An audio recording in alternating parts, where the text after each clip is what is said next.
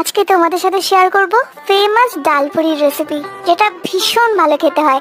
আর এই ডালপুরিটা বানাবো আজকে আমি ছোলার ডাল দিয়ে। তার জন্য ছোলার ডালটাকে একটু ভিজিয়ে রেখেছিলাম। এবার একটা মিক্সার জারের মধ্যে পেস্ট বানিয়ে নেব। আর এদিকে ময়দার মধ্যে নুন, জোয়ান আর সাদা তেল দিয়ে ভালো করে ময়াম দিয়ে ময়দাটাকে মেখে নেব।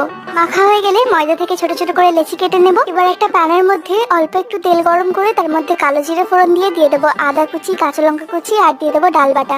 আর দিয়ে দেবো স্বাদ মতো নুন, একটু হলুদ গুঁড়ো, লঙ্কার গুঁড়ো আর স্বাদ মতো একটু চিনি। তারপর ভালোভাবে মিশিয়ে নিয়ে পুরটা যখন তৈরি হয়ে যাবে তখন একটু ভাজা মশলা গুঁড়ো দিয়ে নামিয়ে নেব। তাহলে আমাদের ডালপুরির জন্য পুরটাও তৈরি হয়ে গেছে। এবার ময়দার লেচির মধ্যে অল্প অল্প করে ডালের পুর দিয়ে মুখটাকে ভালো করে বন্ধ করে দেব। এবার এই লেচিগুলোকে আলতো হাতে একটু বেলে নিয়ে গরম তেলের মধ্যে ভেজে নিলেই ব্যাস তৈরি আমাদের মুচমুচে ডালপুরি।